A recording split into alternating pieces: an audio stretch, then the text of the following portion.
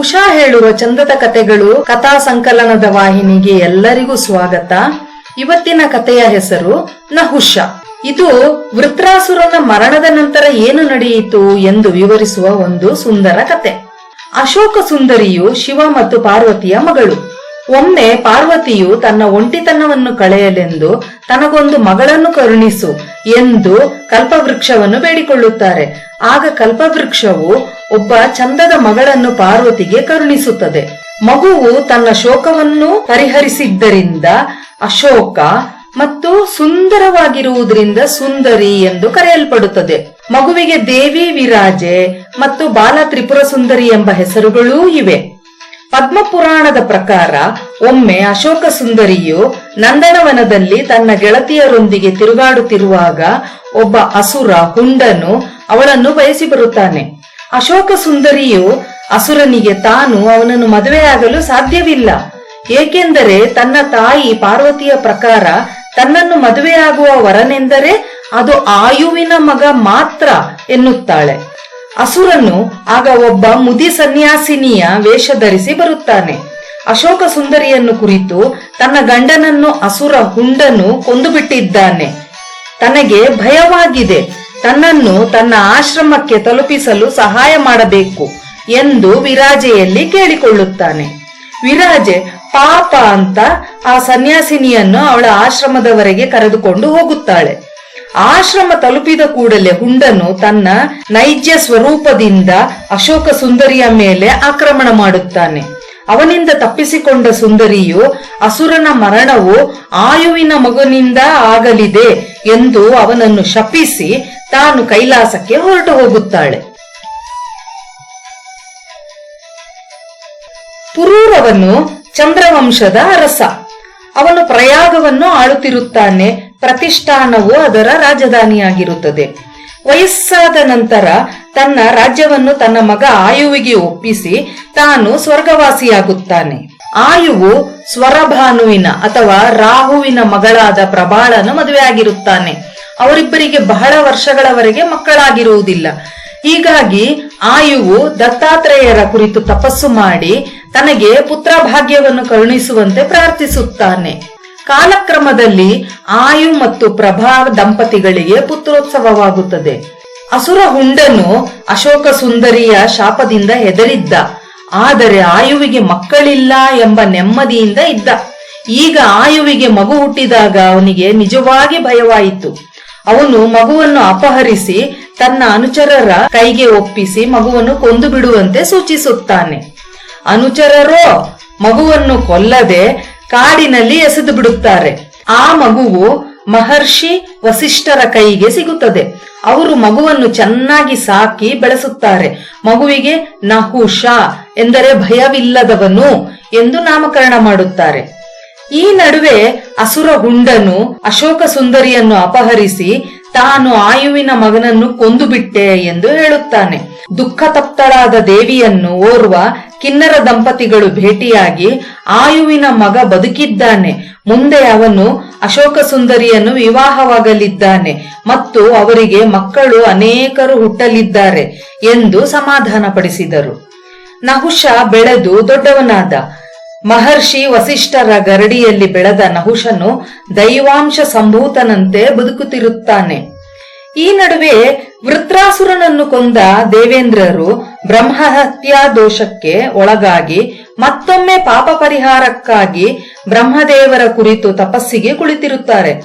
ದೇವೇಂದ್ರರ ಅನುಪಸ್ಥಿತಿಯಲ್ಲಿ ಅರಾಜಕವಾದ ಸ್ವರ್ಗಕ್ಕೆ ಸಿಂಹಾಸನದ ಮೇಲೆ ಕುಳಿತುಕೊಳ್ಳಲು ಒಬ್ಬ ಇಂದ್ರನ ಅಗತ್ಯವಿರುತ್ತದೆ. ಮಹರ್ಷಿ ವಸಿಷ್ಠರ ಶಿಷ್ಯನಾಗಿ ಬೆಳೆದ ನಹುಷನೇ ಈ ಹುದ್ದೆಗೆ ಸರಿಯಾದವನು ಎಂದು ದೇವತೆಗಳು ನಹುಷನನ್ನು ಇಂದ್ರನನ್ನಾಗಿ ಪಟ್ಟಾಭಿಷೇಕ ಮಾಡುತ್ತಾರೆ. ನಹುಷನು ಇಂದ್ರನಾಗಿ ಕೆಲ ಕಾಲ ರಾಜ್ಯಭಾರ ಮಾಡುತ್ತಾನೆ. ಆ ಸಮಯದಲ್ಲಿ ಲೋಕಕಂಟಕನಾದ ಹುಂಡ ಅಸುರನನ್ನು ಯುದ್ಧದಲ್ಲಿ ಸೋಲಿಸಿ ವಧೆ ಮಾಡುತ್ತಾನೆ. ಅವನ ಅಧೀನದಲ್ಲಿದ್ದ ಅಶೋಕ ಸುಂದರಿಯನ್ನು ಬಿಡುಗಡೆ ಮಾಡಿ ಅವಳನ್ನು ಮದುವೆ ಮಾಡಿಕೊಳ್ಳುತ್ತಾನೆ. ಹೀಗೆ ಅಶೋಕ ಸುಂದರಿಯ ಶಾಪ ಫಲಿಸಿ ಆಯುವಿನ ಮಗನಾದ ನಹುಷನಿಂದ ಹುಂಡ ಅಸುರನ ಅಂತ್ಯವಾಯಿತು. ಇಂದ್ರ ಪದವಿಯ ನಿರ್ವಹಣೆ ಮಾಡುತ್ತಾ ಅವನಿಗೆ ಮಾನವ ಸಹಜ ಅಹಂ ತಲೆಗೇರಿತು. ಒಂದು ಸಲ ಅವನು ಶಚೀದೇವಿಯನ್ನು ನೋಡುತ್ತಾನೆ. ಅವಳ ಸೌಂದರ್ಯದ ಅಮಲು ಅವನ ನಶೆಗೆ ಕಾರಣವಾಗುತ್ತದೆ. ಇಂದ್ರಾಣಿಯಾದ ಅವಳು ತನ್ನ ಮಡದಿಯಾಗ್ಬೇಕು, ಯಾಕೆಂದ್ರೆ ತಾನು ಇಂದ್ರ. ಹೀಗೆಂದು ಅವನು ಇಂದ್ರಾಣಿಗೆ ಸುದ್ದಿ ಮುಟ್ಟಿಸುತ್ತಾನೆ. ಶಚೀದೇವಿಗೆ ಆಘಾತವಾಗುತ್ತದೆ. ಆದರೆ ಈ ಸಮಸ್ಯೆಯಿಂದ ಹೇಗೆ ಪಾರಾಗುವುದು ಎಂದು ಅವಳಿಗೆ ತಿಳಿಯಲಿಲ್ಲ. ತುಂಬಾ ಯೋಚಿಸಿ ಹೇಳಿ ಕಳಿಸುತ್ತಾಳೆ, ನನ್ನನ್ನು ಮದುವೆಯಾಗಬೇಕಾದ್ರೆ ಇಂದ್ರನು ಸಪ್ತರ್ಷಿಗಳು ಹೊತ್ತ ಪಲ್ಲಕ್ಕಿಯಲ್ಲಿ ಕುಳಿತುಕೊಂಡು ಬರಬೇಕು ಎಂದು. ಅವಳ ಉತ್ತರದಿಂದ ಉನ್ಮಾದಕ್ಕೊಳಗಾದ ನಹುಷನು ಸಪ್ತರ್ಷಿಗಳನ್ನು ಕರೆದು ತನ್ನನ್ನು ಪಲ್ಲಕ್ಕಿಯಲ್ಲಿ ಹೊತ್ತುಕೊಂಡು ಶಚೀದೇವಿಯ ಬಳಿಗೆ ಕರೆದುಕೊಂಡು ಹೋಗಿರೆಂದು ಅಪ್ಪಣೆ ನೀಡುತ್ತಾನೆ. ಆಶ್ಚರ್ಯ ಮತ್ತು ಆಘಾತಕ್ಕೊಳಗಾದರು ಸಪ್ತರ್ಷಿಗಳು. ಆದರೂ ಇಂದ್ರನಿಗೆ ಎದುರು ಮಾತನಾಡಲಾಗದು. ಹಾಗೆಯೇ ಆಗಲೆಂದು ಅವರು ನಹುಷನನ್ನು ಪಲ್ಲಕ್ಕಿಯಲ್ಲಿ ಕೂರಿಸಿ ಹೊತ್ತುಕೊಂಡು ಹೊರಟರು. ಸಪ್ತರ್ಷಿಗಳಲ್ಲಿ ಒಬ್ಬರು ಅಗಸ್ತ್ಯರು. ಕೋಪಕ್ಕೆ ಹೆಸರಾದ ಅಗಸ್ತ್ಯರು ಸಾಮಾನ್ಯ ಮನುಷ್ಯನ ಎತ್ತರಕ್ಕಿಂತ ಬಹಳ ಕಮ್ಮಿ ಇದ್ದರು. ಅಂದ್ರೆ ಕುಳ್ಳು ಎಂದು ಹೇಳಬಹುದು. ಅವರು ಗಿಡ್ಡವಾಗಿ ದಪ್ಪವಾಗಿ ಇದ್ದರು. ಅವರು ಎತ್ತಿಕೊಂಡ ಕಡೆ ಪಲ್ಲಕ್ಕಿ ತುಂಬಾ ಕೆಳಗೆ ವಾಲಿತ್ತು. ಇದರಿಂದ ನಹುಷನಿಗೆ ಕಿರಿಕಿರಿಯಾಗುತ್ತಿತ್ತು. ಮಾತ್ರವಲ್ಲ, ಅಗಸ್ತ್ಯರು ಅವರ ಎತ್ತರ ದಪ್ಪಕ್ಕೆ ತಕ್ಕಂತೆ ನಿಧಾನವಾಗಿ ಹೆಜ್ಜೆ ಹಾಕುತ್ತಿದ್ದರು. ನಹುಷ ನೋಡುವಷ್ಟು ನೋಡಿದ. ಶಚಿಯನ್ನು ಬೇಗನೆ ತಲುಪುವ ಅವನ ಆತುರ ಮಿತಿ ಮೀರಿತು. ಅವನು ಅಗಸ್ತ್ಯರ ಭುಜವನ್ನು ಕಾಲಿನಿಂದ ತುಳಿದು ಸರ್ಪ ಸರ್ಪ ಬೇಗ ಬೇಗ ಓಡಿ ಎಂದು ಆತುರಪಡಿಸಿದ.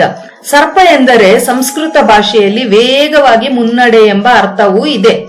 ಸಹನೆ ಕಳೆದುಕೊಂಡ ಅಗಸ್ತ್ಯರು ಹಿಂತಿರುಗಿ ಅವನನ್ನು ನೋಡಿ, ನೀನು ಸರ್ಪವಾಗಿ ಭೂಮಿಗೆ ಬೀಳು ಎಂದು ಶಪಿಸಿ ಪಲ್ಲಕ್ಕಿಯನ್ನು ತಳ್ಳಿಬಿಟ್ಟರು.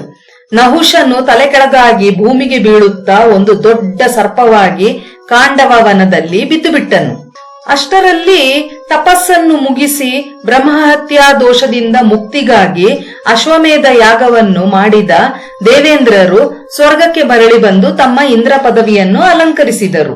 ನಹುಷನು ಕಾಂಡವ ವನದಲ್ಲಿ ಹೊರಳಾಡಿಕೊಂಡಿದ್ದನು. ಕಾಡಿಗೆ ಬಂದ ಜನರನ್ನು ನುಂಗಿ ಹೊಟ್ಟೆ ತುಂಬಿಸಿಕೊಳ್ಳುತ್ತಿದ್ದನು.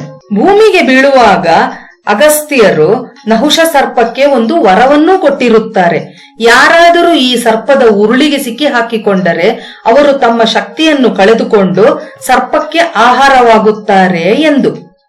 ದ್ವಾಪರ ಯುಗದಲ್ಲಿ ವನವಾಸ ಅನುಭವಿಸಲು ಬಂದಂತಹ ಪಾಂಡವರು ಕಾಡಿಗೆ ಬಂದರು. ಭೀಮನು ನೀರು ತರಲೆಂದು ಹುಡುಕುತ್ತಾ ಹೊರಟಾಗ ನಹುಷ ಸರ್ಪದ ಆಕ್ರಮಣಕ್ಕೆ ಒಳಗಾದನು. ಭೀಮನನ್ನು ಸುತ್ತಿಕೊಂಡ ಸರ್ಪದಿಂದ ಬಿಡಿಸಿಕೊಳ್ಳಲಾಗದೆ ಹೋಯಿತು ಅವನಿಗೆ. ಅವನ ಶಕ್ತಿಯೆಲ್ಲ ಪೂರ್ತಿಯಾಗಿ ಹೊರಟು ಹೋಯಿತು. ಹಾವು ಇಡಿಯಾಗಿ ಅವನನ್ನು ನುಂಗಲು ಬಾಯಿ ತೆರೆಯಿತು. ಅಷ್ಟರಲ್ಲಿ ಅಲ್ಲಿಗೆ ಬಂದ ಯುಧಿಷ್ಠಿರನು ಸರ್ಪವನ್ನು ಕುರಿತು ಪ್ರಾರ್ಥಿಸುತ್ತಾನೆ. ಸರ್ಪವು ಕೇಳಿದ ಧರ್ಮ ಸಂಬಂಧಿತ ಪ್ರಶ್ನೆಗಳಿಗೆ ಸರಿಯಾದ ಉತ್ತರವನ್ನು ಕೊಡುತ್ತಾನೆ. ಇದರಿಂದ ನಹುಷನ ಶಾಪ ವಿಮೋಚನೆಯಾಗಿ ಅವನು ಯುಧಿಷ್ಠಿರನಿಗೆ ಧನ್ಯವಾದಗಳನ್ನು ಹೇಳಿ ಸ್ವರ್ಗಕ್ಕೆ ಏರಿ ಹೋಗುತ್ತಾನೆ. ನಂತರ ಭೀಮಸೇನನ ಶಕ್ತಿ ಮರಳುತ್ತದೆ.